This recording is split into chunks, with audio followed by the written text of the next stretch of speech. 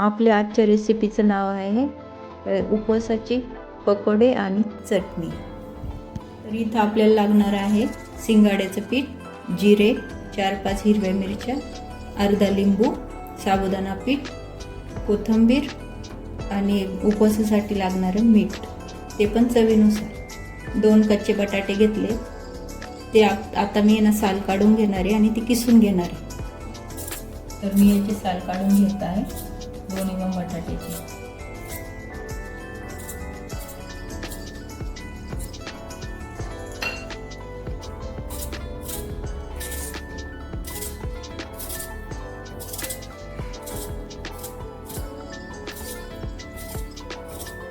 बटाट्याची साल काढून घेतलेली आहे।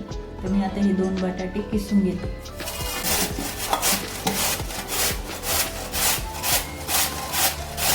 हे दोन्ही बटाटे किसून झाले की आपण ते धुवून स्वच्छ एका चाळणीत टाकतो, म्हणजे त्याचं पूर्ण पाणी निथळून जाईल खाली। तर मग मी हा किसलेला बटाट्याने स्वच्छ धुवून घेतला आणि एका चाळणीने त्याचं पाणी निथळून घेतलं। बघा, त्यात बिलकुल पाणी नाही। आता त्यात मी थोडंसं मीठ टाकते,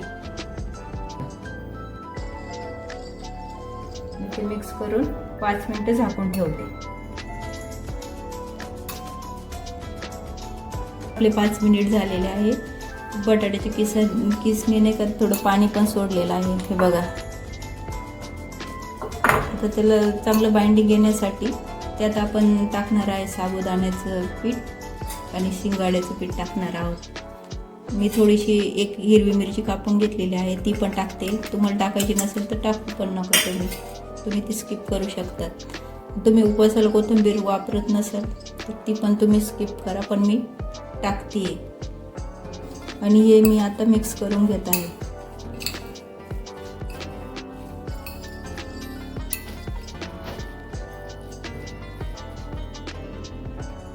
आता मी 2 चमचे साबुदाणा पीठ टाकत आहे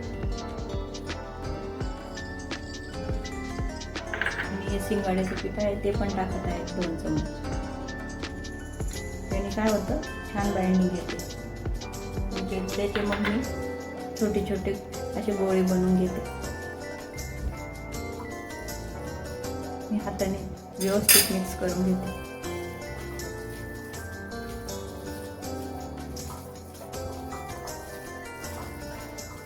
बघा किती छान बाइंडिंग आलेलं आहे। जर तुम्हाला वाटलं की थोडंसं सैलसर आहे तर तुम्ही शिंगाडा हा पीठ त्याच्यात यूज करू शकता थोडासा, कारण आपल्याला आहे ना त्याचे असे छोटे छोटे असे गोळे बनवून घ्यायचे। ते असे आले पाहिजे, म्हणजे त्याचं छान बाइंडिंग येतं। हे बघा, असे मी सगळे असे बनवून घेते। नंतर मग आपण तेलामध्ये डीप फ्राय करून घेऊ। तर अशा प्रकारे मी असे गोळे बनवून घेतलेले आहे। तर हे आपल्याला डीप फ्राय करायचे आहे। तर त्या अगोदर आपण चटणी बनवून घेऊया। मी आता कोथिंबीर टाकते, थोडे जिरे टाकते, थोडं मीठ टाकते, तुम्ही दही असलं तर दहीचा वापर करू शकता। माझ्याकडे दही अवेलेबल नव्हतं म्हणून मी लिंबाचा वापर करत आहे। तर मी थोडंसं लिंबू पिळते आणि एक हिरवी मिरची टाकते, कारण माझ्या घरी जास्त तिखट खात नाही। आणि हे मी आता मिक्सरमधनं बारीक करून घेते। तर मी त्यात थोडंसं पाणी पण ॲड करते। तुम्ही त्यात शेंगदाण्याचं कूट पण ॲड करू शकतात, थोडंसं 2 चमचे, पण मी नाही करत आहे।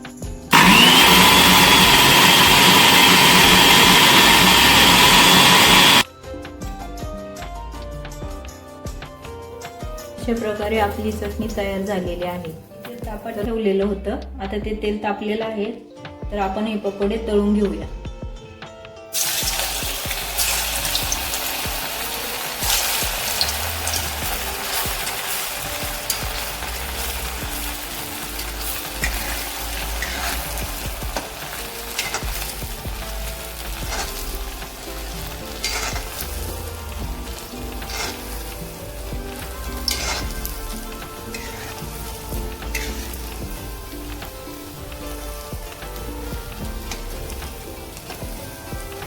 मीडियम फ्लेमवरती आपल्याला हे तळायचे आहे।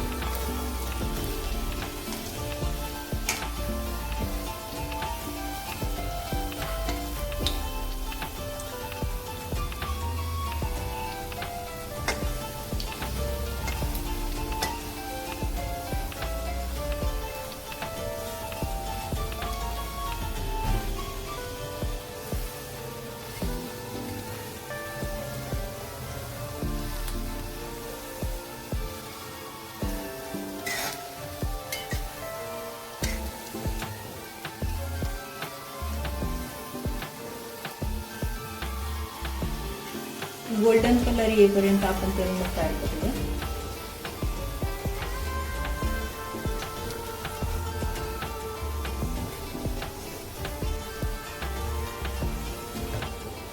हे बघा कसं कलर चेंज झालेला आहे बघा.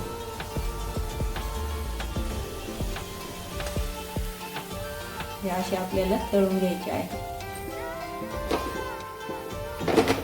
बाजूला काढून घेते मी जरा वेळ.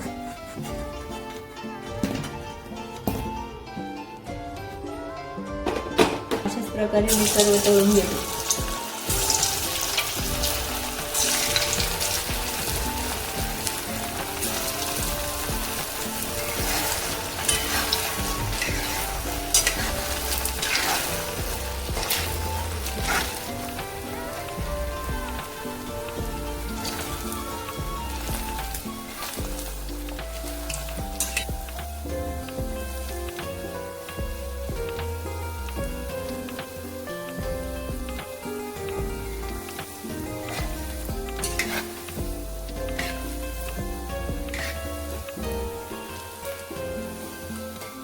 आता कसं सध्या नवरात्र पण चालू आहे ना, त्याच्यामुळे मी ही रेसिपी बनवली आहे.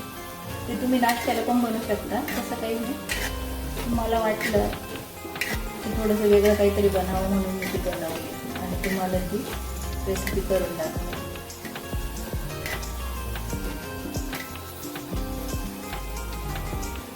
अशा प्रकारे मी सर्व पकोडे तळून घेतलेले आहे. बघा किती छान दिसत आहे, जसे की मंचुरियन बॉल सारखेच दिसत आहे. ही आहे आपली चटपटी चटणी, ती या पकोड्यांबरोबर खूप छान लागते. तर तुम्हाला आजचा व्हिडिओ आवडला असेल तर शेअर करा, लाईक करा आणि सबस्क्राईब करा.